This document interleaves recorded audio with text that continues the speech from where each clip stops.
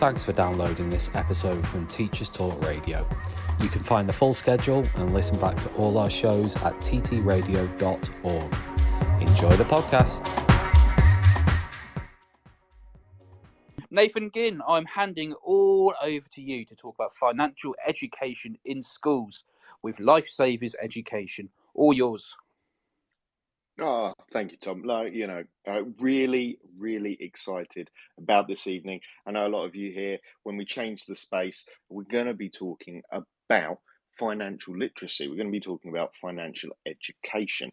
So, it's a really interesting topic for me, really important at the moment. We'll throw through some of the reasons behind it, some of the facts and the figures that I don't know, the anecdotes from people about why we think it's important. We're joined by Sarah Barlow, as Tom said there in the introduction, two important organizations to follow. If you're on Twitter, which you should be if you're listening to us live as we talk, we're going to be talking about that at Just Finance Foundation, FDN for the foundation. You can see them in the space just here. So if you click on them, it's that big JFF. Click on them and give them a follow. And another one that's really important as well, we'll get on to maybe a little bit later on talking about, is that at Lifesavers_edu. Give them a follow as well. Now, we're joined by Sarah. Sarah, can you hear me? Are you on with us? I am, yes. Thanks, Nathan. I'm here. Hey, welcome to Teachers Talk Radio. Sarah, just a quick one. This is my biggest issue at the moment. Have you got thunder and lightning where you are in the country? I have got a little bit of thunder and lightning, unfortunately, yes. No, I'm so gutted by that. I've missed it. I've been following the maps and I've missed it completely. No thunder and lightning for me, and I really wanted it as well, cooling the air. Yeah, but, okay, very, cool. very good timing for me. I went for a nice open water sea swim about an hour before we got our first lightning detection, so good timing. Oh my God! Well, but it sounds lovely. Thunder, lightning over the sea. This, it sounds idyllic. But this evening we're talking about financial literacy. So I think probably best off, why don't you do a little bit of an introduction of yourself, then we'll talk a little bit about the Just Finance Foundation and maybe some of the things they do. So, Sarah, tell us a little bit about yourself. Yeah, absolutely. So I've been in the education sector for just over 10 years in a variety of roles. I started off as a teaching assistant. I did some family support work, and then most recently I was a classroom teacher. And I left classroom teaching at Christmas and moved to Just Finance Foundation. So my background has been mainstream teaching, but in an area of deprivation, social and economic deprivation. So I think one of my classes had 45% SEND at one point. We are a neurodiverse family. My family, my children are absolutely dear to me, but have had their own struggles in school and possibly, throughout their lives heading into adulthood now. My eldest is actually in year 10. So we've got those teenage mood swings happening in my house. But I joined Just Finance Foundation because I think anything that I want to do career-wise, I needed it to have a moral purpose, really. And I mean, what better really than knowing the economic situation of my local community, and obviously currently us being in a cost of living crisis, than to support the young and vulnerable members of our society with financial education. So yeah, that's a little bit about me.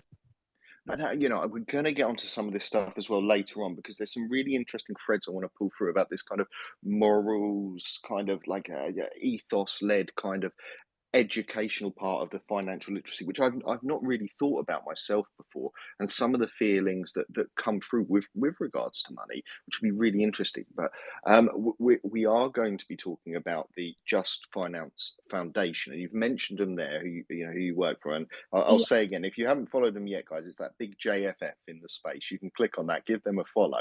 But tell us a little bit about kind of what they do, that overarching part, and where it comes from. Yeah, so JFF are a financial education charity. So they provide all financial literacy resources and CPD for free. The program's always ever evolving, and it currently covers primary age mainly, but it consists of Milo's Money, which is aimed at EYFS and Key Stage 1, Then there's the 5 big questions, which are aimed at Key Stage 1 and 2. And they also have a collective worship resource, which is part secular and part non-secular. So it really is quite a wide-ranging programme that supports financial literacy and financial education within the primary sector.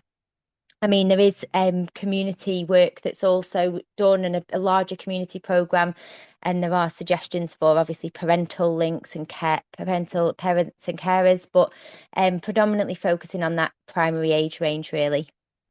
And I'm just going to double check with that. You said free, like in education. This is something that you pricked my ears up there. This is free stuff that's out there for Yeah, me as a teacher.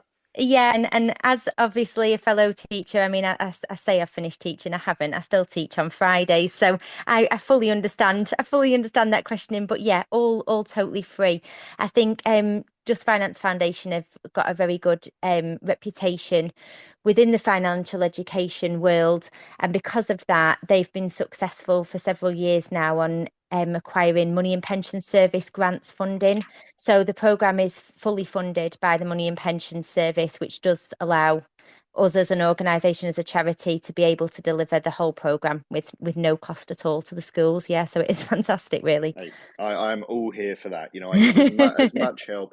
And we're talking about finance. So it sounds like the thinking about the money there for schools as well. But I wanted to pick up there. You started talking, and we started, maybe for some of our listeners, talking about really young children, because I know I put out a tweet earlier from Teachers Talk Radio, or maybe for myself, I can't remember which one I put it out from, just asking people about what already exists in the primary curriculum and through to secondary as well, and what people might think. And I think it is surprising the answer when it comes back that there is no real guidance out there or support for teachers about doing this kind of thing in primary. So what do you think about when we should be starting our kind of financial education with young people? Absolutely. Well, and I think this is key to the Lifesavers programme and Just Finance Foundation, because they've looked at the research. Money and Pension Service did research on when spending habits were formed and money habits, and they found that spending habits are actually formed between the ages of 3 and 7, which obviously, as a parent and a practitioner, shocked and surprised me, but that's why the Lifesavers focuses predominantly on primary age children alongside the community support, but to support that key time in a child's life when it then obviously they're forming their spending habits, to be able to give them that education that will support them in later life and maybe reevaluate their spending habits that they might have formed without a strong quality financial education within primary school due to socioeconomic status, parental status, things such as that. Yeah. And I also, I'm guilty of this. I should say, I have 2 young children. We are starting to talk about money at home. I want to give a quote for you, but this is where I sit. This is from a Channel 4 program, Secret Life of 5-Year-Olds, and it was one of the doctors on there, Dr. Samos, said, "I understand that for parents, it isn't particularly attractive to train a child about adult things like money and inhibition. There's joy in the fact that children are spontaneous and live life in the moment, unfettered by adult problems." And I feel that sometimes with my 2 young boys, but I am talking to them at the moment, even at 4, about coins versus paper money. And my 4-year-old does understand that one is worth more than the other now, so he knows when he opens his birthday cards, like which one he's looking for. He wants paper money, not coins Yeah. money now. And even my slightly older boy George, he's doing stuff at school where they have class stalls where I have to go as a parent, and he sells back to me things that he's made, and I'm sure that the school make an absolute killing from me, Yeah. buying back his own stuff, and so that is lovely and wonderful. But um, for people outside there, and I should say to our listeners, if you want to tweet in, there's a space in the bottom there where you can share some of the things your schools are doing. If, like my son's school, they are fleecing you for every penny in the playground, by all means, tweet that in. But if you think you're doing something really well, a little bit more maybe than those typical pupil-led shop activities in EYFS, or, just the standard money maths calculations in Key Stage 1, we'd love to hear about them. But for you, Sarah, what does good financial kind of education look like at this age frame? Well, I think that's the key. What you said about what you do with your children is fantastic, and it is. Children do need to know the value of coins and notes and how they're going to use those in later life, or even as children with pocket money and things like that. But I think for me, as an educator and me now working for Just Finance Foundation, it's about how we get the children and teachers excited to talk about money, but that knowing that actually just the value of the coins is not the end goal, but it's how we think and how we feel about money. And I think for that, really, you need unbiased content that's current. And I think what's good about Just Finance Foundation and the Lifesavers program is we are all teachers. It's a team created by either current or ex-teachers. And I think because of that, we've considered teacher workload and teacher autonomy, and that the resources are very easily adaptable and have many cross-curricular links, because like you say, if there's not clear guidance on how frequently it should be taught. I mean, anybody listening who is a teacher and in the profession knows that we are shoehorned by directed time for a set number of hours per subject per week and things like that, and the primary curriculum is totally crammed with things, and we are appreciative of that. But if you can allow financial education to be interwoven throughout other curriculum subjects, with clear curriculum links as well, that are hands-on and practical. I mean, I think that to me is what good financial education looks like. Now, one of the unique things, and you touched on it a little bit there about the Lifesavers sort of program, and I looked at these five big questions that you've got Mm. there about about money, and I'll read through them all, but and I'll jump to the one that really kind of hooked me in and made me think, hang on, this is something that I haven't thought about. With the young people I work with, and it was a new approach for me. You've got one of the questions, which is where does money come from? And I was like, yeah, okay, that makes a lot of sense. Although I will say I've had conversations even this week with children, and I said gold, silver, and sorry, gold, silver, bronze, and the more value of the metal, the more important, and realised that completely gone over their head. Yeah. And I had to revert back to kind of winning medals and things. How does money make us feel? Is the second one. What can we use money for? How does money help other people? And how can we look after our money? And the one that jumped out at me there, and this is from my own experience with my son, as he gets a lot of buyer's remorse when I do take him to the shop, was that how does money make us feel as a question? And I thought that was such an interesting take on financial education. Yeah, absolutely. And I mean, I think for us as a charity who are delivering financial literacy and trying to upskill teachers in this area, because I mean, we don't just come in and teach the financial literacy for an hour. It is really about upskilling the teachers so that they feel confident to deliver it. But I think that's it. I think it's asking those open questions, because like you've just said, as an adult we have strong feelings relating to money. Children have the same, and obviously sometimes I think especially in the primary age children that I talk to and have had a lot of dealing with creating resources for, I think for them at that age, maybe their spending habits and how maybe like you say your son's buyer's remorse makes him feel is on a lot smaller scale than when you get into adulthood. But I think if you have experienced that and then being able to discuss that as a child and talk about the feelings and emotions surrounding money, then it becomes less taboo as an adult. And I mean, my personal and professional opinion is that if those skills and feelings are listened to and Yeah. discussed in younger life, then as a child gets older, they will be able to deal with those emotional links much better.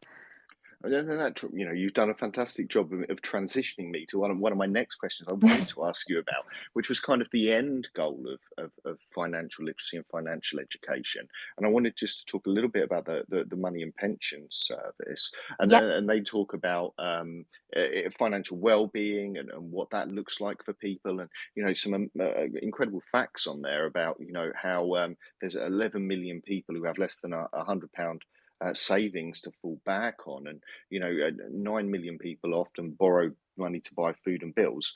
Um, so with the Money and Pension Service, can you tell a little bit about them and their funded projects, but also why this is so important for the end goal of that kind of adult that we're looking for? Yeah, absolutely. So the Money and Pension Service are obviously a part of the Department for Work and Pensions. And to apply to be a part of the grants programme, there is a stringent application process that JFF have had to go through. They've had earlier successes, as I previously mentioned, and Money and Pension Service have currently funded two Just Finance projects, the one that I'm currently working on and the main Lifesavers programme as well. But Money and Pension Service, their ultimate goal is to make a wider difference to communities and future generations. And I think ultimately, as educators, that is always our goal. It's always to try and see in any medium that we can and any way that we can, make sure that we are educating the children and giving them those life skills to have the best possible future that they can have, with no glass ceilings, giving them this tools and skill set early on in life that they can carry through into later childhood and then into adulthood. And I think that's why the Money and Pension Service are so keen to support and fund projects like this, because we have a clear goal that we want to go in at the most influential age in a child's life, upskill teachers, provide resources freely for the children and for the school communities as a whole, and those children to carry on those skills and have that toolbox of financial literacy as they move into adult life. Yeah, and I think, sometimes we forget it's easy, when we're enjoying particularly a primary classroom, that this is part of a journey Yeah. to adulthood, or to safer adulthood. And I reflect, I've worked with young people, even in, talking into year 10, where they're telling me that they're going into a shop and they're just handing over an undefined amount of money because they don't know how to work out how much change they should be getting or whether they've got enough money. And that is so heartbreaking to hear from the older young people, when I think actually, the stuff we could be doing younger to help them out. I wanted to draw just to a comment that's from an all-party parliamentary group in 2021. It was 150 MPs together, and the chair, Julian Knight MP, said the evidence submitted to this inquiry from experts across the sector makes it clear that there is an urgent need for widespread and effective primary financial education to combat the challenges the younger generation are facing.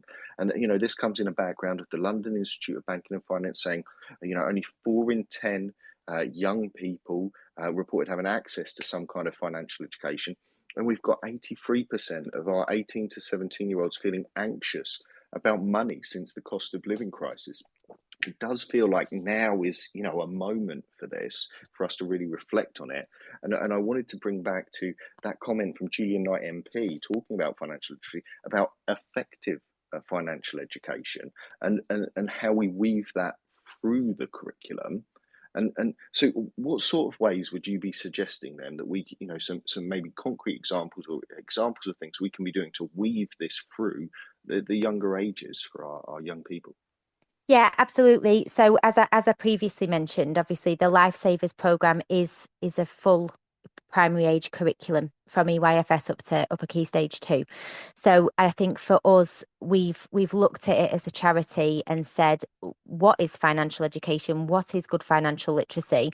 And for us, it's the quality resources and the time that's put into those by qualified professionals. Nobody is teaching anybody how to suck eggs. However, as all ex-teachers, we know the age ranges of the children that we are creating resources for. So for me, it's how it can be interwoven throughout a variety of the curriculum. So cross-curricular work obviously is quite popular at the moment. Now, we know that some of the mainstream settings currently using the Lifesavers programme do, as you previously mentioned, almost like an enterprise week, a selling week, where the children are given a set amount of money and then they aim to make a profit. They aim to sell their resources. That obviously teaches budgeting skills and money management and things like that. And that's absolutely fine. People can use resources like that. However, what we've looked at is how we can weave through the PSHE curriculum, through citizenship skills, Lifesavers have currently got a new pilot drama resource, Moneybox Productions, that's gone out. And I mean, as an educator, I love that. I love the fact that it's inclusive. It contains it's different parts for different people, different children with different needs. But really, it holds a whole host of curriculum areas within that resource. There's English areas where there's written work to be completed. There's lots of oracy skills that can be practiced, and obviously drama. It is a drama resource, and then it has clear curriculum links to maths with the handling of money and the recognition that we were discussing before of coins and note value. So for me, it's how you find quality, unbiased resources and find a space for them within your curriculum. And if there isn't a space already there, obviously we know as practitioners that turn taking and talking aloud and talking as part of a performance is a curriculum objective that Key Stage 2 children should all meet. So it's about how you can use the resources that you can find out there, that you can quality check, that you know that they're from an organisation that's providing high quality resources that are unbiased, and then finding a space for that in the curriculum. Yeah. Yeah, and I should say I really like that aspect as well. That when you're talking about that, because I made some notes about my experience of financial education. Working in different primary schools as well, and that money maths is incredibly important. Using coins, calculating change, and all of those things. But I worry sometimes, and it's really nice to hear you talking about those different engaging activities for maybe people who at the moment, the maths they're still working on, but we still need to be talking about financial literacy with them. And Yeah, so they can absolutely. do that through different ways then. Yeah, absolutely. Because I mean, PSHE obviously is they're all core subjects that we've tried to interweave in between and try to find curriculum links that are clear, concise, that are easy for a teacher to access. And I mean, I know myself as a practitioner that for me, if I could engage children in a hands-on and practical way, more often than not, that was going to result in much more engagement from my whole class rather than certain members of the class. And it's about using a resource that you can trust, and that you know that you can adapt easily for your learners within your classroom, but that is covering not only financial literacy and those financial education aspects, but that you are also upskilling the children in other areas as well. Be that in maths, like you say, there are resources within the Lifesavers program that talk about coins and change and about how much people earn, and then what they can afford to buy with it. I know the new drama resource, one of the script starters, is about a child in the script who wants to buy some new football boots. And it's about how he can earn that money. Now, obviously, can he go to his local supermarket and get a fully paid job? No. But can he do odd jobs around and work out how much money he needs to save up in order to be able to buy the football boots that he wants to buy? And thinking about that need over want aspect, that I mean, a lot of adults, probably myself, when there's a good sale on somewhere included, could put myself in that category of, do I actually need it or do I want it? And if I actually do want it, how much do I want it? Am I going to work that little bit harder to get it? And I think obviously that the life skills involved in financial education naturally pull themselves towards PSHE and meeting those links of money and being financially responsible and saving. But coins, as you've already mentioned, are clearly mentioned within the maths curriculum. So for us, I think as practitioners, the natural next step was then to have a look at English and drama-based resources that would be more inclusive in some aspects, and be able to be used in small group work for those children who maybe do require small group work, any EAL pupils within the classroom, or those who who just need that bit of intervention, that they can access it as well. And I wanted to ask you about that as well, because we talk about particularly in sort of key stage one, maybe we might be doing money, maths, money, and Yeah. those kind of aspects of it. But when we're talking about what a quality financial education for financial literacy looks like, Do you see it then more? I know you provide some assembly materials and displays, examples for displays that can be used, and these different things. Is it something that's more weaved in through everything, or is it a one-off? No, I would say it's weaved throughout the curriculum, and I mean the collective worship book is actually amazing. I will still take it with me in case someone throws a class assembly on me on a Friday, and it really is a pick up. You can quite clearly see the links to financial literacy and how that would play out as a short collective worship. So I think on a whole school aspect, that would be brilliant. And I mean, some settings may choose to predominantly use the collective worship booklet. If a school said, no, there isn't much time for different resources. We are just going to have one money week per academic year, obviously. But what we will commit to is twice a term we will do or twice a half term we will do one of the collective worships. I mean, that's still interweaving it into the curriculum, isn't it? All children are then still accessing that financial literacy on a smaller scale, but we know from talking to teachers who have implemented the full Lifesavers program within their settings, I think they get the they have the staff CPD, they get all the resources, and the feedback is so positive. And they've said it's made it so much easier to see the links of how they can then just weave it into the curriculum. And they find themselves doing it more and more. And I mean, especially with Milo's money that's geared towards EYFS and Key Stage 1. I mean, I don't know whether you've managed to have a look at him, Nathan, but he's I really want to ask them. I am a sucker for, from my son's school, I get a sheep home, a cuddly sheep home, yeah. David. Yeah, I wanted to ask about Milo. So for people listening, it's not a great visual visual medium we're in, but describe Milo from Milo's Money to us. Yeah, so Milo actually has his own book. Milo is a lovely green dinosaur who wears a red baseball cap, and he is the mascot of Lifesavers at the moment. He is loved by anyone who deals with the team, and any schools that sign up are actually lucky enough to receive Milo's. Milo is a soft toy. He lives on my bookcase, so anyone who does a Teams meeting with me gets to see Milo over my shoulder every day. But he has his own book, and Milo's book is a book with pull-out materials, and it's basically a story about Milo the dinosaur. And he gets some money, and he wants to know what to do with it. And he talks to his family members and friends, and he wants to know, is spending his coins the only way? He doesn't know what to do. And the book explores what Milo could do with the money. Obviously, he could spend it, he could save it, or he could spend some and he could save some, or he could even try and get some more,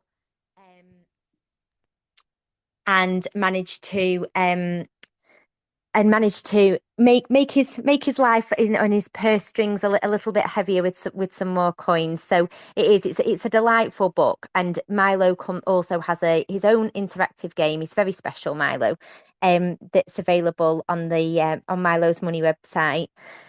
So yeah, he's lovely. But I mean, again, I think that is what's so good about the program, because we know that there are some settings, mainstream, special settings, AP settings, that are using Milo all the way throughout the key stages, because obviously he's very cute.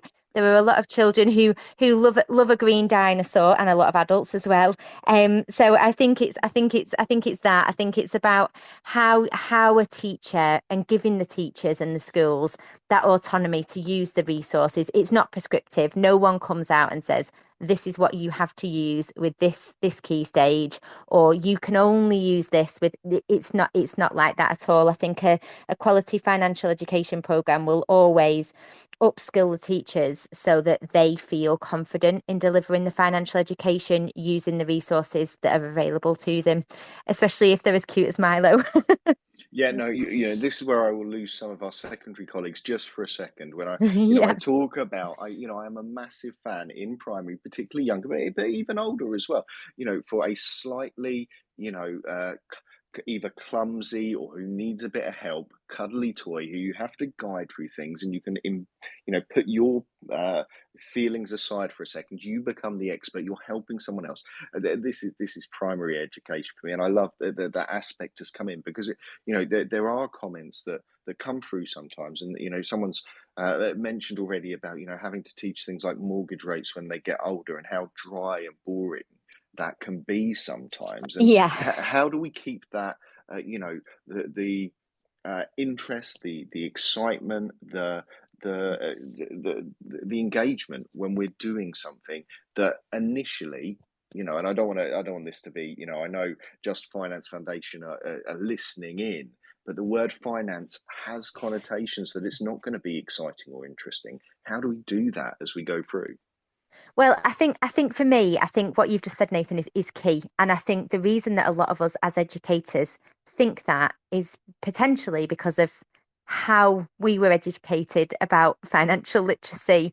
And I think that if we can make it as fun and engaging as possible, that it can only benefit the children now and obviously the future generations. And I think the current education profession are phenomenal at that. I mean, I think the progress that we've made in making the curriculum engaging and hands-on and as appealing as possible, because we all know, not just with financial education, but there are certain areas of the curriculum that are dry, or there are certain areas of the curriculum that we know that certain children within our classroom may absolutely love flags of the world, but may absolutely not like at all angles or estimating number, and things like that, different areas of different curriculum subjects.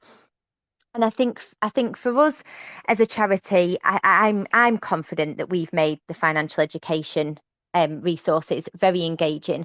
But I think if you're using Milo, if a setting was using Milo from EYFS, um, it's never going to have the connotations of being dry and boring financial literacy, because they will have grown up, those children in that setting will have grown up with the cute green dinosaur sitting on the teacher's shelf, possibly holding a pencil with a little post-it note saying, Milo's pencil cost 30 pence, he paid with £1, how much change did he get?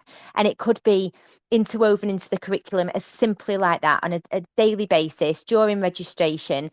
And my personal opinion is that if you have engaged the children from such a young age and made that learning fun, especially about a topic that, as you say, a lot of adults potentially don't feel is engaging or fun, then I think that can work wonders, because I think it just becomes natural then for the children to be engaged.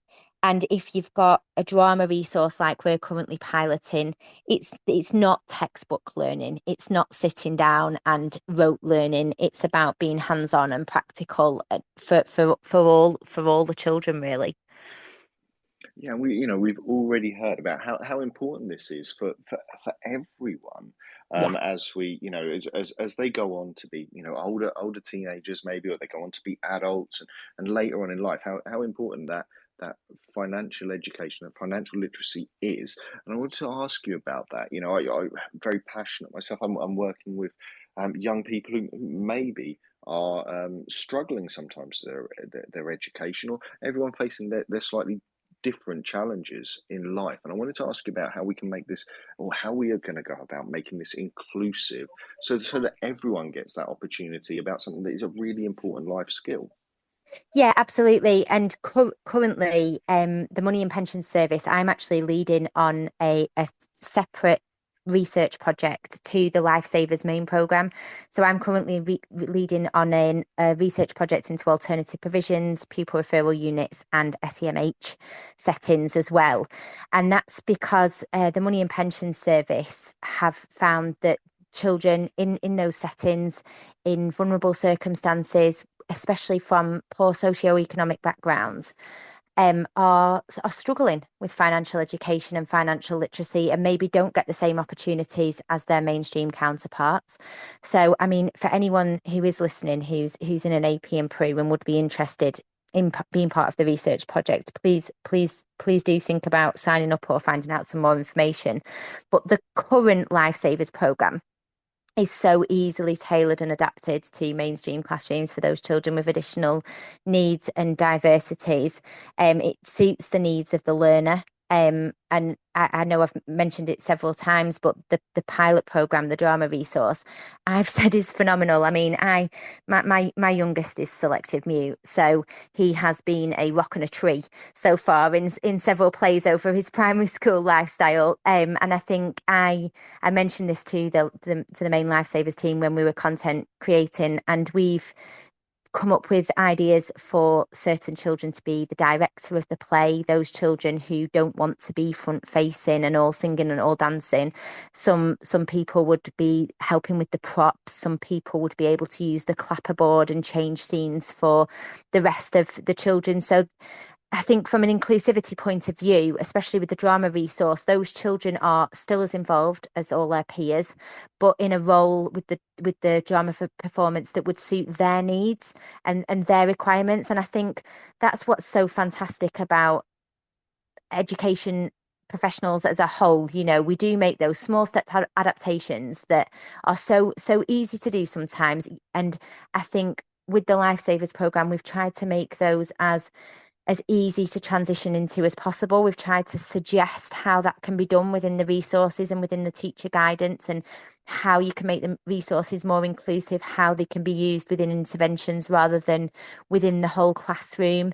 The resources that we provide, I know all digital copies are editable. So I've had children previously, obviously, who are sight impaired, who would require the font increasing, the font size increasing, and the visuals increasing. And I think there are obviously many providers of many different resources for education, but sometimes not as easily accessible to edit those resources and customize them for the needs of the children within your cohorts. And I think that's what's been important for us as educators, as part of the team, is to really think about how we can be more inclusive, and meet the needs of not just the children who need that, but also meet the needs of the teacher and reduce their workload and make it as simple as possible for them to adapt the resources. Thank you, because that is exactly what that's exactly what I need in my life, is someone to give me the things, but the ability then to tweak it to meet the needs of the young people in front of me as well.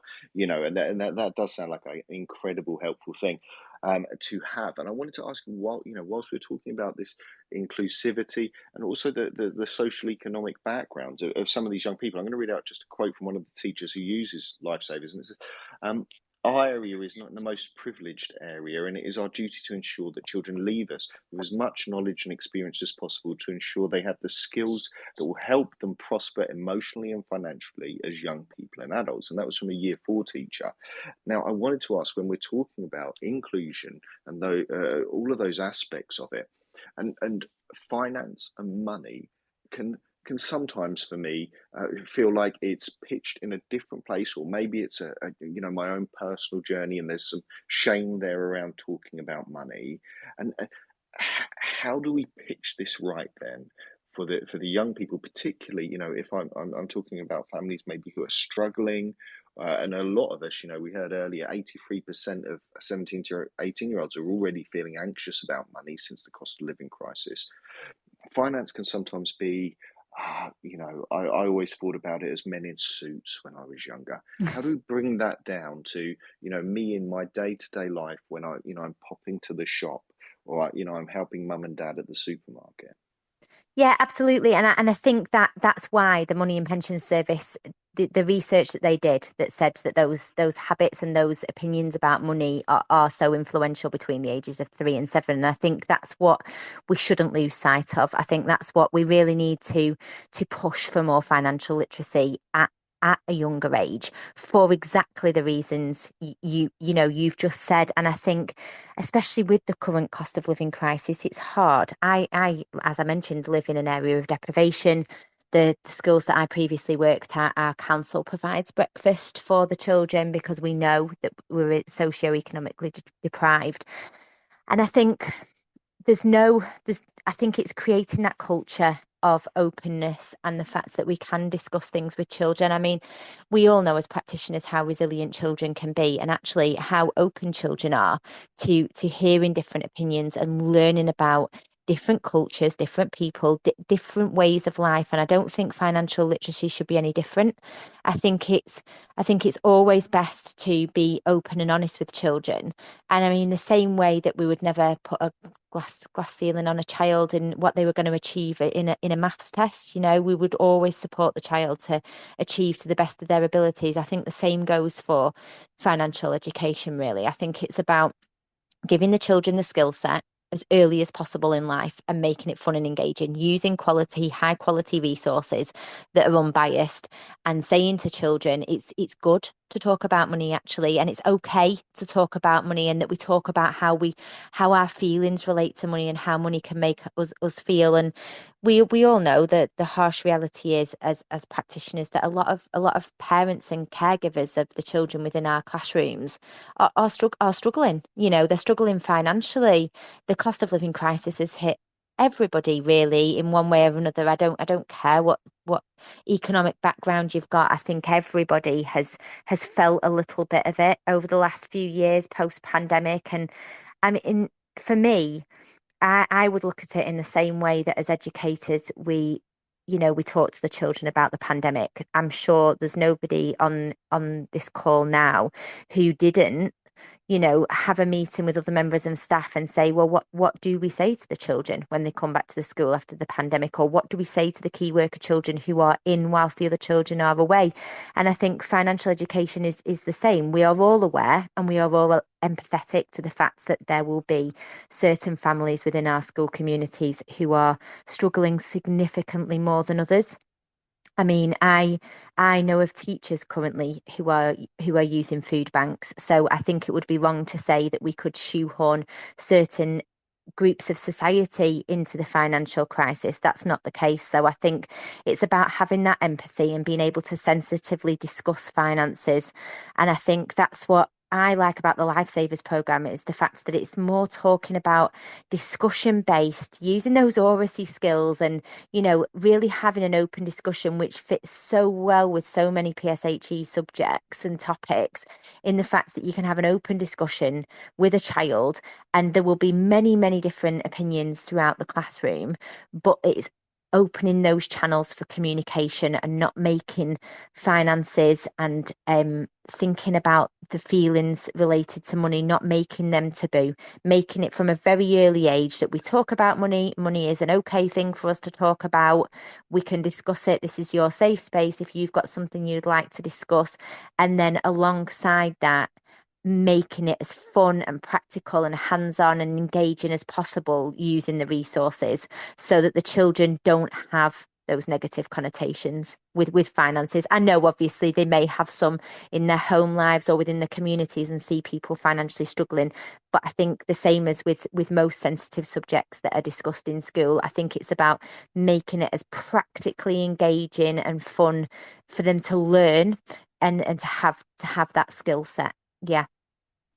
No, yeah, I mean, I think, I have come to the realization that maybe through my childhood, and Tom on our Teachers Talk Radio, feel free to quote me on this. I blame entirely Dick Van Dyke in the film Mary Poppins for that whole thing around the dancing bankers that set me up as this, terrible thing that I didn't want to talk about money, maybe, or I did my relationship with saving or any of those things was something that, yeah, as you say, maybe taboo, or maybe something I wanted to push away, and I wanted to have that kind of living in the moment thing. And as I grow into adulthood, I realized that that's maybe not the right thing, or what I want for my young children now. I want them to understand, and I want them to know that, as I say, even my 5-year-old, I'm talking to at the moment about, trying to get him to save a little bit. And so we're Absolutely. talking about how, okay, so you've got this little bit of money, but we're still not counting properly, or in any big amounts. But I'm kind of going like, okay, so you've got 2 of these paper money, and if we keep them together, we can maybe go to the shop and buy something bigger, because then you'll have more of them, and that can exchange for something bigger. And we're going through that with my 5-year-old and my 4-year-old at the moment, because it's something that I think was neglected for me maybe in my generation, when when I'm thinking back Absolutely. to school. Yeah, and I think I would agree with you there. I think I came from a, I came from a truly middle class family, But I think because of that, my perceptions on finances were maybe skewed in totally the wrong way due to the area that I grew up in. My family finances didn't match that. And then I think I had very little realization as I came into my mid to late teens of actually, well, how do you get yourself into that financial position? Because you can't stay with your parents forever, ever living that life. So I think for me, obviously, I've done the same as you. My children are 15 and 11, and I've tried to broach subjects with them, and especially my eldest. It's been really important for me to say to him because of the school that he's in and because of some of his peer groups, their parents' finances, for him to be sensitive around things. And I mean, we have found that balance now, but he will frequently discuss future salaries with me, and I have to rein him in a little bit and say, you're not just going to finish your apprenticeship and become a 40% taxpayer. But I think it is. I think it's about opening up those lines of communication. And that's why, we do try and support parental and carer engagement, because it is, like you say, it's either generational or it's societal. And it's just how some families seem to work. Some families seem to be very, very open about almost everything, and some seem to be quite closed off and private, as you've mentioned, about finances, but not necessarily in other areas of family life. So I think it is about opening up those lines of communication for everybody, and including teachers. There are some teachers out there who I know, don't they tell me that they're not financially confident, so they want to be able to understand financial literacy better in order to be able to deliver that to children. And I think that's so important. I think it's getting to that point where people say, actually, I'm not very good at that. So can you give me some information, and then I can then cascade that down? And it's about having that openness within your communities, and especially your school communities, that it's okay. It's okay to talk about money. It's okay to say you've not got enough. It's okay to say that you don't want to spend it today. You'd rather save it. And I mean, I think that is a skill that you acquire. But I think for me, knowing the research and that has been done, I think for me it's about helping those future generations as early as possible, seeing as the research says that it's so important. Yeah, so every credit to you for doing that with your children. Well, and I wanted to ask where you talk about the teachers there, and the support that's available for people maybe like me. I'm a teacher, and I'm not great at it myself. Some of this is new to me, and the support that's available. Now, feel free to tell me that I'm asking too much of you. Now, you've already told me I'm getting free resources, and they're editable, which I love. But is there Yeah. is there support for sort of and training for teachers as well in doing this through the Lifesavers and the Just Finance Foundation? Yeah, absolutely. So the main Lifesavers program, um, the whole package is the resources, the learning materials, obviously some Milo soft toys, Milo's fictional book, and the collective worship booklet as well. But there's always staff CPD. So the way the program works is that a setting would show interest and register, and a colleague of mine, a member of the team, would then make contact with anybody who was interested and say, thank you very much for your expression of interest in the program. This is what we offer. If this is something that you would like, we can set up a short meeting, and then there is a short meeting that is held between the Lifesavers team coordinator and the school. And then CPD date is booked, and it's about 45 minutes long, the CPD session. It's usually, unless there's a coordinator in the immediate vicinity of where the school is located, it's usually delivered by Teams or Zoom. And yeah, the whole school team can then come on the Teams call. The financial education coordinator will deliver the CPD, explain how the resources can be used, and then all the resources would be sent out to the school, as we say, free of charge following that. And there's always support. We're always trying to look and change and adapt the resources of the main Lifesavers programme.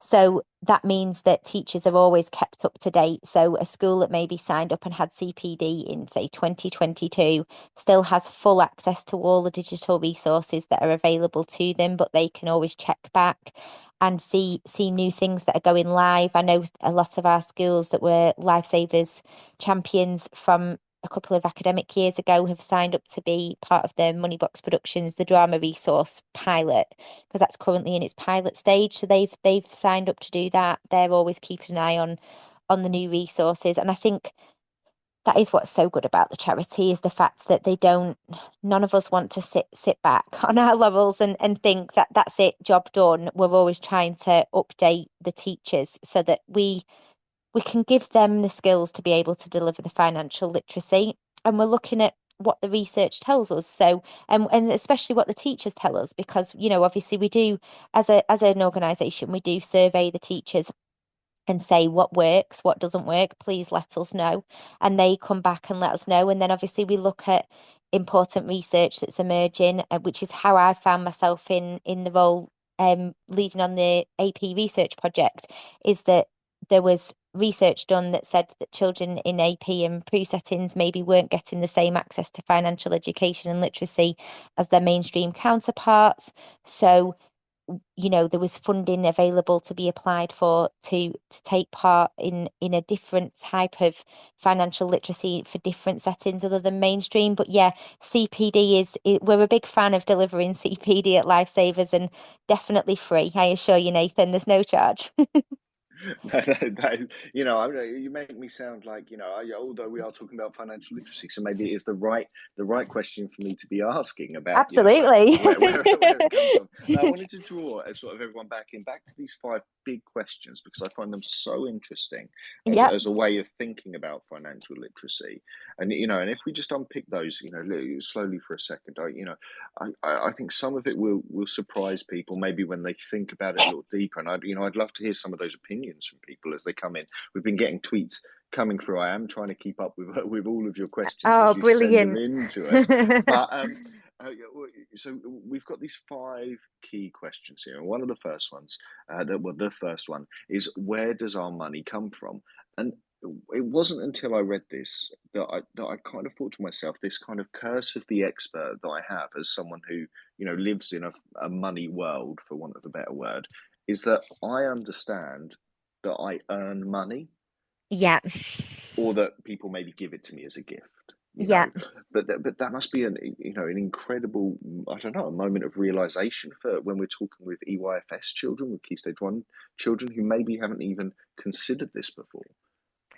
Yeah, absolutely. And I think it's about making the link between the needing to earn money and then spending money, and that children understand that you need to have acquired that money in some way in order to pay for things, and that actually it's about balancing that it within a family, and especially thinking about in a family context. And it's about allowing children to see that actually, although they might want something, actually that money that they get as maybe pocket money or towards a gift has originated somewhere, usually from a parent or caregiver earning the money. So it's about them making those links between where the money comes from and how we can then ultimately spend it. And I think without, it is quite an abstract concept, especially for EYFS and Key Stage 1 children. And I think that's why Milo's fictional storybook can really help, because we all know I'm an avid reader, and I think books really do bring things to life for children, especially abstract concepts like a parent having to earn some money in order for them to be able to go to the shop and buy some sweets with the said caregiver after school. And I think for me, that big question, where does our money come from, is such a good resource, because it really allows children to unpick and really have a concrete understanding of, okay, so the money just doesn't come out of that machine on the wall. Because I've had several children in my classroom tell me that all their parents' money is on the plastic rectangle.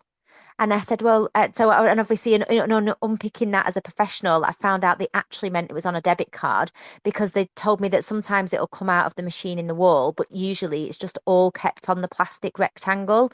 And it's very abstract for children, but I think by working through the where does our money come from resources, children really can get a greater understanding from where the money is coming from, and making those links between parents and caregivers earning or receiving benefit money and being able to then pay for things, and how that money has to be distributed, that you can't see a figure on a bank account and just spend it on whatever you would like to spend it on. Yeah. Yeah, no, and I've been unpicking, strangely enough, that similar misconception with some year tens. This week I was talking about how the plastic cards aren't in themselves money. That's Yeah. not that's not actually money. That's like a vehicle, a mechanism for Yeah. moving money around, or for it's the key to access the money. But in itself, that bit of plastic is not money, or the money itself. So yeah, you're right. It's an incredibly sort of abstract thing, but for us as adults, it seems to be what once we get it, once we're exposed to it quite a bit, it seems to make sense. Now, Absolutely. one of the other key questions there, which I imagine is the easiest one, but you can shoot me down if I'm wrong here, which is what we can use our money for. Now, to me, that seems like very, very. If I was, to ask my 4-year-old, say, what can we use money for? I think he's going to have that one nailed. But do we need to go deeper than ice Yeah. cream, which would be Yeah. his Well, no, ice cream is always the answer, always. But no, I think it's the value that we place on the important things in our lives. So how that can then have an impact on the choices that we make as an individual. So it's looking at the differences between the individual needs and wants, and how they can vary from person to person dependent on circumstance. I mean, most people will always still say yes to the ice cream, but I mean that resource really looks at how pupils can look at how to use their money and how to make simple choices about spending and saving, really. So I think it's all relative. And if on a very hot day, would we still recommend buying the ice cream? Potentially, yes, because that's a good choice. It's a treat. Children, adults earn money to be able to afford themselves some luxuries and some treats, regardless of their financial situation. I think the goal is always to have a little bit of something that feels like a reward for your hard work. And for some people, especially in the current climate, that can ultimately mean heating their home and being able to pay the bills. But that is the need, the want and the need of that individual. And I think for much younger children, faced with £3, say, of pocket money or some savings that they've got, if on a beautiful summer's day like we've had recently, if they chose the ice cream, then yes, it's about the important things, and how we make those choices, whether it's relative or not. And it's about that question, what we can use our money for, really does dig deeper into individual needs, and looking in more depth about how those needs can vary so greatly from person to person. Yeah, and I don't, I want my children, I want the young people that I teach, I want them to be good savers, and financially astute and all those things. But I don't want the joy sucked out of life. No. Not like those horrible men that I mentioned in Mary Poppins, the horrible bankers in that. No, we want but a balanced, a healthy, Absolutely. And that's what it's about. I think it's about finding that healthy balance, and making the learning fun, making the education aspects fun, but then also, ultimately never losing sight of the fact that they are children that you're educating, and that actually we don't ever want them to have that image that you describe of the big nasty bankers. And that's why I think unbiased teaching and learning materials for financial literacy are so important, because it's about giving the children the facts, the unbiased facts, and giving them those skills to be able to say, this is what you need to know. However, there are still choices to be made. There is still that human choice and desire and want and need, and that we need that. We need the children to know that it's fun, but it's engaging, but that it holds a real value. And like you say, it can be a dry area of learning and a subject to discuss. But I think if you make it engaging, um and don't put that pressure on to it. Should never be, I mean, none of the resources do mention saving all the time, but it should never be that a child is given the choice of spend or save, because we're not given, that's not real life as an adult. I would probably choose to save, but unfortunately I can't. I've got a mortgage to pay, I've got childcare bills to pay and gas and electricity rates. So I think it's about allowing the children that space to be able to say, okay, it's not just spend or save. You can do a little bit of both if you want. You can save some in a safe space. And where's a safe space to save? Where should you be saving your money, or where is best to save your money? And spend some of your money. But if you're going to spend it, think about how long is it going to take you to get that little pot of money back? Or do you really, really want what you're spending it on? Or is it spending on a whim? Is it an impulse purchase? You mentioned before your son having buyer's remorse. It's about finding that balance and giving the children the platform to voice that. What can we use our money for, and for a teacher to be able to support that, to say, okay, yeah, that's fine, that's how you would like to spend your money. How about this? The same as we would do in any other subject. There shouldn't necessarily be wrong answers. There should just be some supportive teacher guidance alongside the questions that may arise. Yeah, and you kind of mentioned some of that dichotomy maybe of spend and save. This is what worries me about the primary, particularly sort of key stage one curriculum. If we just rely on what's in the maths element without something like this to bolster up the kind of dialogue, the conversations around it, and this is where I'll be attacked by maybe the whole of the primary maths teacher world. But I really dislike the world that maths pretends to live in, where you're having conversations with children about what's better, the 50 apples or the 20 oranges, and it's not taking into account, it's purely done on numbers, and it's not taking into account, do you like apples, do you like orange Yeah. juice, which one is better? And I've had these conversations with children before about those pure maths, where it's about the maths, really. It's not really about the money or the financial decision making.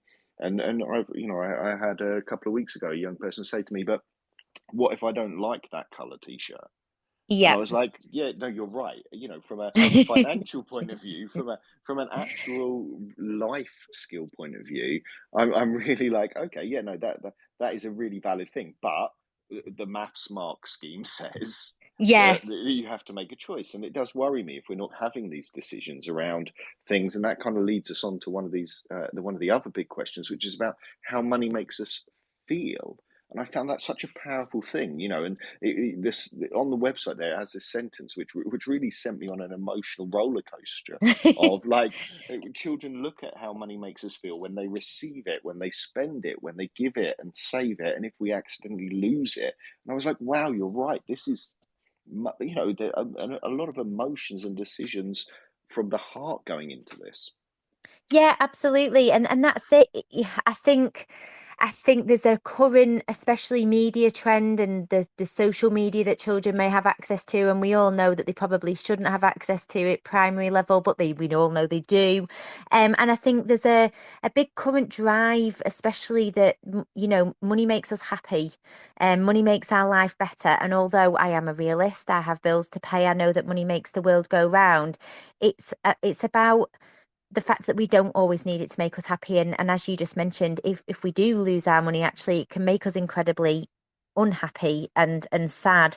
So I think, how does money make us feel really unpicks the discussion between the choices that we make as humans, and the impact the choices can have on others in our lives, and the consequences of our money decisions, which is so important for children. And obviously all the resources as part of the Lifesavers program are aimed at primary age children. So it doesn't it's not full of guilt and remorse, and it's a very easy, gentle, discreet way of discussing with children the links between how we spend our money, knowing if we can afford the things that we want to buy, and also the idea of saving for the things that we want, but on a very much age related sort of platform. Yeah, but I mean, it is important because I think as an adult, I will be honest, money can sometimes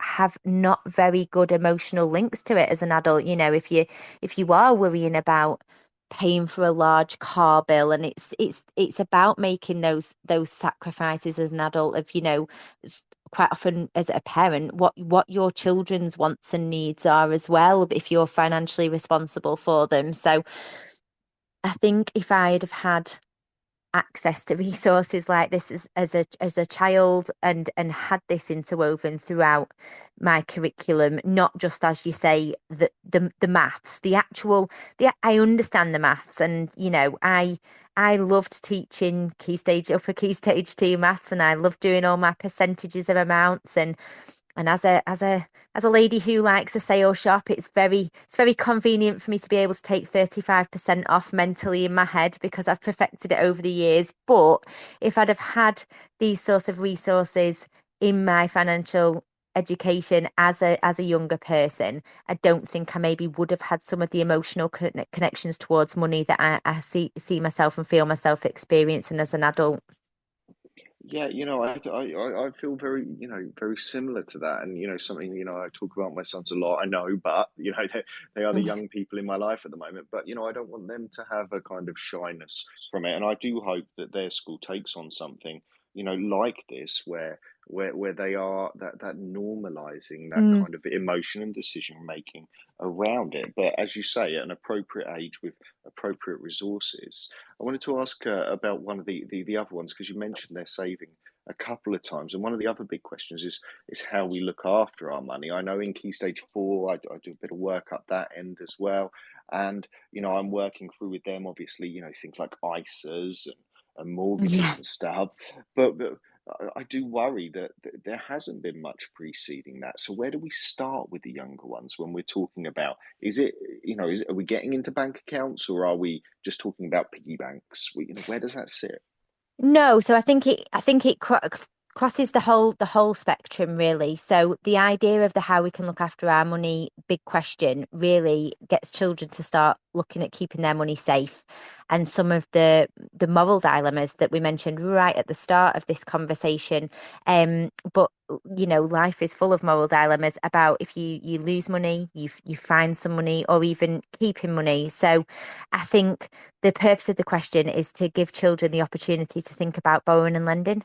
So you can reflect on their own personal possessions, really, and think about the consequences and responsibilities of lending and borrowing, talking about physical possessions rather than actual money, because I think money at a primary age, especially key stage 1, is so abstract that they don't regularly handle money. They don't earn money regularly. So I think introducing the concept, thinking about physical possessions of the child, and if you lend it to somebody and then they lose it, or if you lend it to somebody, and they don't give it back, I think that's how we can introduce wise financial planning as we move through the key stages. And then we also, within that 5 big question resource, the how can we look after our money, we also look at how they can track the money that they had. So when you've got money, we do then look at savings and how you can make money grow. So there's a resource for, not quite to the level you're doing clearly with year 10 maths and having a look at ISAs and things, but about how savings accounts can grow and how the children can then explore the benefits of sensible spending and saving choices that help make the most of the money that they have. So saving the money for a purpose, um, rather than as an end in itself. So I think that becomes much more concrete for children, that if they've got an end goal, it's there, it's achievable. And then by introducing the concept of saving within a bank or building society account, and potentially having a savings book or having an online account where you can see the probably very small amounts of interest, but still the children can see that interest being accrued. So that five big question resource unpicks all the way through from making it quite from quite an abstract concept seem much more concrete for the children, using either their own personal possessions as a medium, or then moving on to have a look at actual savings books and savings accounts, and how they can be linked to practical experience of savings that parents might be able to organise for them with the bank or building society or credit union or the like.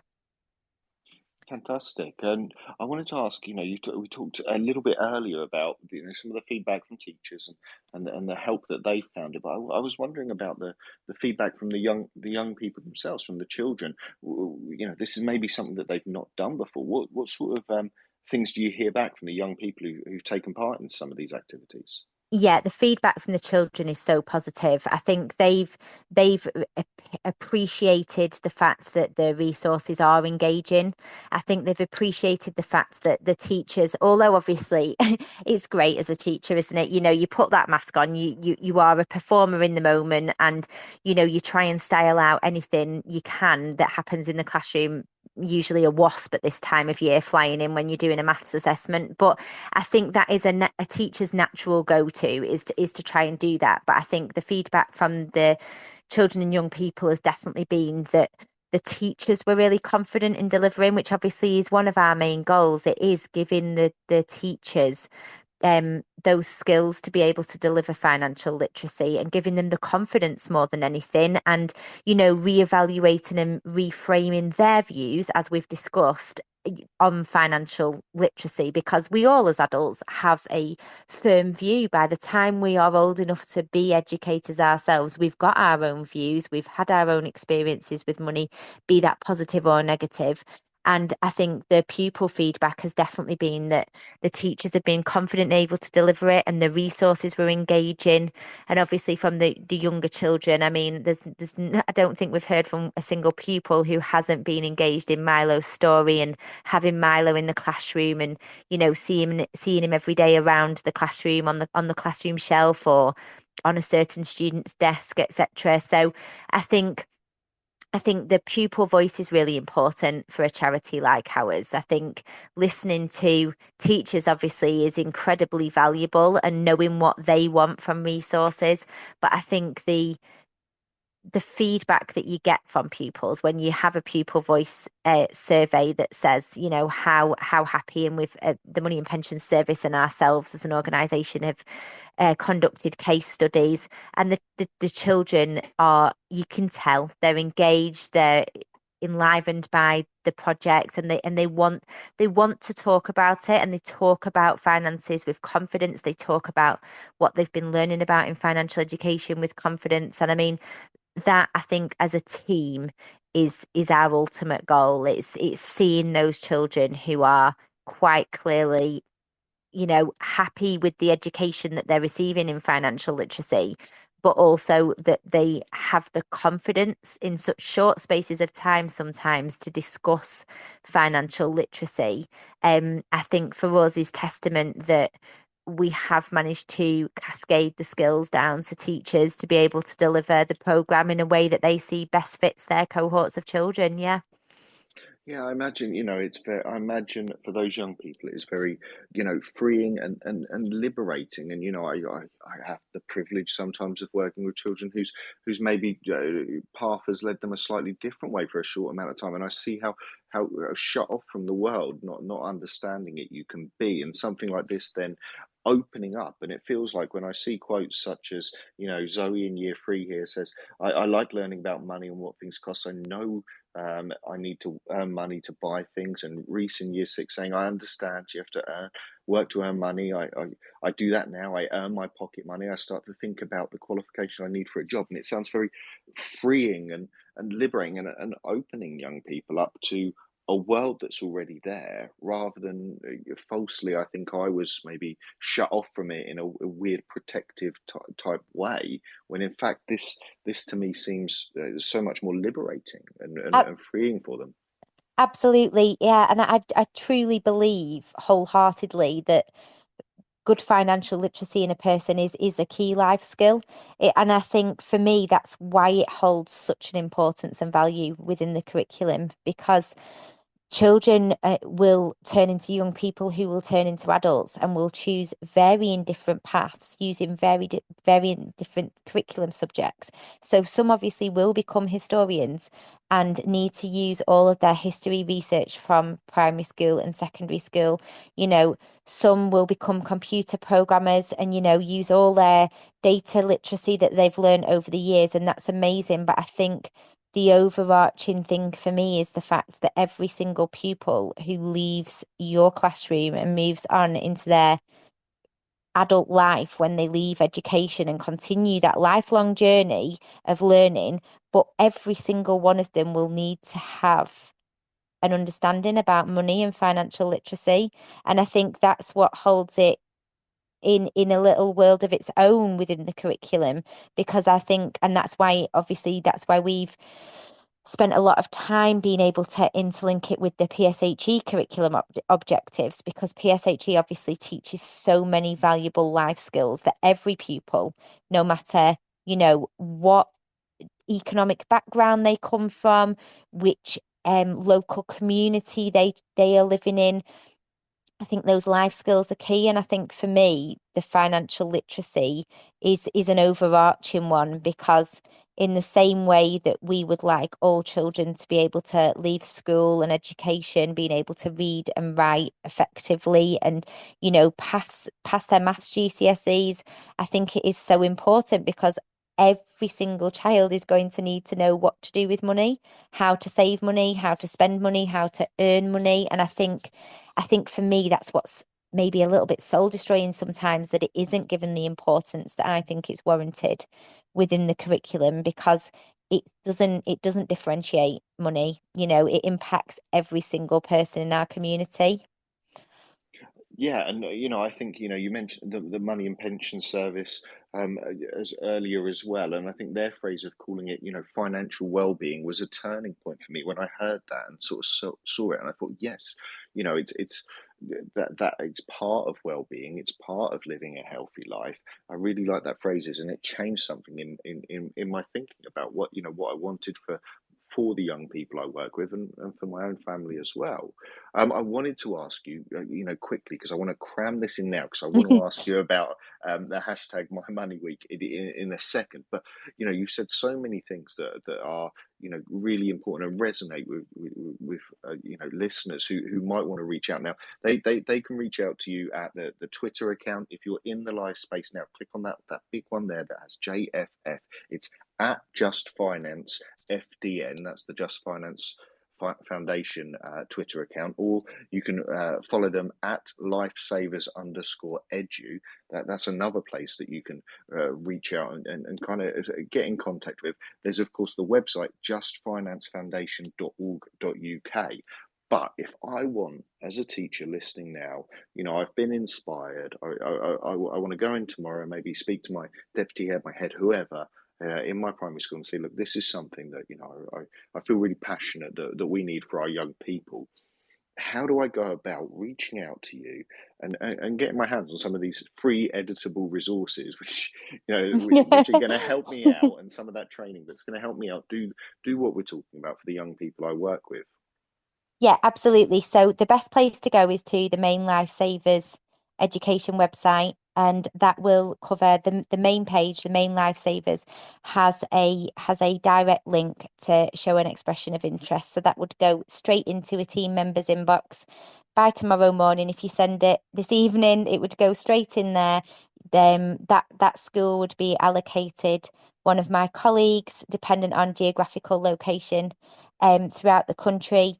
And they would then make contact with the sign up process itself. It's quite simple. It usually involves a really short Teams talk to tell them more about the resources, like you've heard from me tonight. And then it just discusses, a member of senior leadership being able to sign a relationship agreement between Just Finance Foundation and the school themselves, and for any alternative provision or pupil referral units that are on the call that would like to take part in the research project, that's almost identical to the Lifesavers program, but it's about how I can best adapt those resources for the children in AP and PRU settings.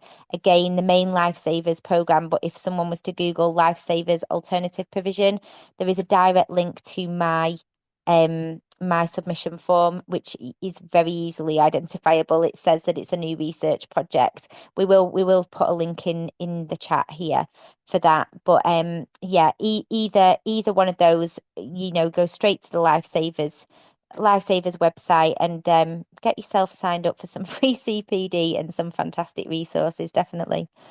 Yeah, this should definitely be, if you are in the process now of going through your school development plan, school improvement plan, whichever acronym you call it at your place of work at the moment, I think there is something here. You drag in one of your senior leaders and say, look, this is a project that we definitely need for our young people, and this is going on the school improvement plan next year, and choose someone dynamic and exciting who loves a cuddly toy like Milo, who's going to infuse our young people to have positive relationships, healthy relationships with their finances. I think that's so important. Now, I did say I wanted to ask about this hashtag My Money Week, because there may be people listening who are doing some wonderful things. What is the hashtag My Money Week? Is it this week? Yeah, so Money Week is this week, and it's the premise around Money Week is for those settings who don't use financial education and who don't have financial education, like you say, interwoven in the school improvement plan. It's not there. It's not within the curriculum. It's about establishing that early link. So now getting the teachers and children excited, using a key week, Money Week. This is the week to think about money, to talk about money, to think more in depth about financial education, and know that it's knowing more than the coin values, but it's about how we think and feel about money, and thinking about, like, the questions that we offer, how can we look after our money?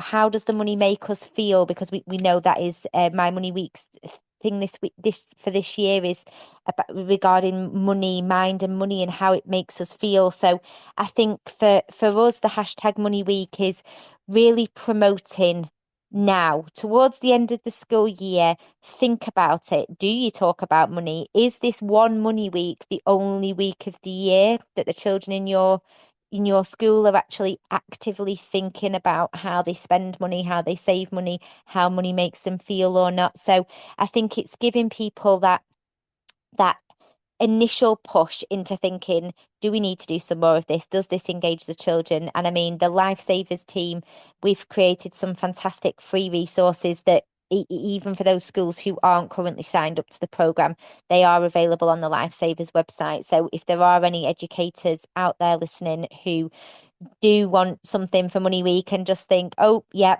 I've not done anything for Money Week, where can I find something? I do know that there are digital resources available to download from the main Lifesavers page. Fantastic, and follow that hashtag, share some of the things, because I think the sad thing, is it a sad thing? The wonderful thing about primary schools, but also the sad thing in a way, is that as we talk about these things in a mishmash kind of ad hoc is the word I'm looking for, in an ad hoc way, there's so much of the sense that you've spoken about. Quality financial education, that I think, do you know what? I did a little bit of this, but I only did it for a year and stopped doing it. Or I did a little bit of that, or I remember doing this, or I talked to someone who did that. And it kind of existed, and we knew these little pockets of good things, but to have it all together in a kind of cohesive place seems like it's something really powerful to me. Absolutely. Yeah. And I think that's it. And I think that's why the program really works. And I think that's why the teacher feedback is so positive, is the fact that the resources are there. It's not prescriptive. Nobody wants to withdraw anyone's teacher autonomy and give them a prescriptive script. However, there are certain elements that can be picked up off the shelf when there is something that is needed with immediate effect. However, it's about giving the pupils and the children and young people that time to talk and discuss finances and money, and be able to really think about it. And I think that's what Lifesavers team have done so well. And I think that's what my next job is to try and adapt the resources further to make them more inclusive to anyone in an AP setting. So I think if we can achieve that for those children in the most vulnerable areas of our education system, then I think we'll be doing great things, to support the future generations. Yeah, definitely. This is something that I think, I've been clearly persuaded that this is something that everyone needs. And, in a primary school, I would be thinking this, but certainly you're right. There are some vulnerable people who maybe need just that little bit of extra care and support to make sure that they have these healthy opportunities or healthy relationship with finance and their money. I wanted to, towards the end here, just come back to that quote from the All-Party Parliamentary Group in 2021 from the chair, Julian Knight, that said, "The evidence submitted to this inquiry from experts across the sector makes it clear there's an urgent need for widespread and effective primary financial education to combat the challenges the younger generation are facing." And I think, that is strongly worded, that this is something really important that we need to get a grip on. Absolutely. Yeah, absolutely. And I think for us as a team, that's why we put things like the Money Week, the hashtag Money Week, and that's why we provide free resources to those schools who don't already have Lifesavers champions with them. That's why we're running the AP research project for the alternative provisions, because the Money and Pensions Service team have funded that project due to knowing that, they are some of the most vulnerable children in education. And I think for us, it's about giving educators and the professional people, like the settings and the schools, the platform and the tools to be able to also realise the importance of it. So, as well as individuals understanding that it's important, like you say, weaving it into school improvement plans and actually saying, no, this holds such an importance for the children and young people of today to make them the best citizens they can be for the people of tomorrow, really. Fantastic. And I can't but say that, like, I'm been very impressed, and particularly with this, it's a unique take. It's not something that I would have thought about. Milo, I am at heart a primary school teacher, and even still, and that idea of a character. If you are a secondary colleague listening in, you have not seen quality teaching until you have seen a puppet make a mistake or a cuddly toy make a mistake in front of a bunch of early years children. That is one of the most engaging and learning experiences. They will soon tell that cuddly toy what they are doing right and wrong, and that re-embodiment. So I love that approach. You've spoken about the drama elements, which I think again is a really unique take. I personally, the money world of coins and thinking that just totaling up some coins is enough of a financial education has always frustrated me. So Yeah. you've certainly won me there. But the thing for me again, and I come back to it, is this: how money makes me feel. I find that such a powerful take, and some of those key questions from the Lifesavers scheme, have really got me thinking about you know, how I was approaching it before, and what I was missing from when I was just doing it myself without a bit of training and support.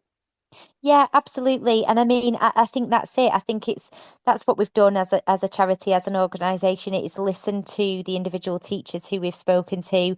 It's listening to the children and young people. It's understanding consultations such as the responses to Send Review that was released in 2023, where children and young people most frequently reported wanting to learn more about financial life skills and budgeting and money management. And I think it's like a jigsaw puzzle. I think when you put all the smaller pieces together, you do end up, well, it turns out you end up with a team like the one that I'm currently working for that then says, okay, we will apply for some funding and a grant in order to be able to deliver this to the educators so that they can cascade it to the children. And I think that's what's so great. I think it is listening to all the voices that are out there who need the resources and accommodating them, really. No, yeah, as I say, I think, a massive credit, because I've, it's changed the way that I think, and in future will approach financial literacy and education for young people already, and I'm still just very early on in this journey. Now, it's been wonderful to have you on, Sarah, and thank you for joining us tonight. We are coming right up to the end. Is it thundering and lightning there yet? It's not. I think it's passed over us. So now all I need now to brighten up my evening is lots of people subscribing to the main Lifesavers program or to the alternative provision project. I think that's only going to be the only excitement I'm going to get now this evening, unfortunately. It's passed right overhead and we've got a little bit of sunshine again now. Well, that's it. Maybe the sunshine is coming now, bringing, as I say, definitely, if you're listening, you should definitely sign up for this.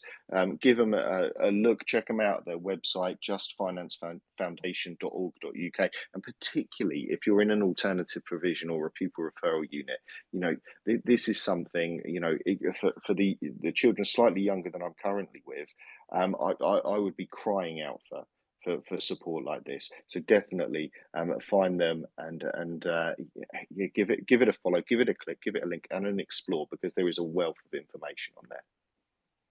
Oh, well, thanks for your time tonight, Nathan. No, anyway. Thank you very much. And I nearly said there, I am in South Wales, so we say Nostar, which is good night. I nearly dropped into Welsh accents. Nostar, good night. Thank you everyone for tuning in. This will be available to listen back to, of course, here on Twitter Spaces and later then on iTunes, on the podcast platforms, whether you get it, your Alexa speaker, wherever it is, you'll be able to listen to it back. This is Teachers Talk Radio. Tune in, talk it out, and good night. You've been listening to Teachers Talk Radio. Tune in live and listen back at ttradio.org. We look forward to hearing from you next time on Teachers Talk Radio.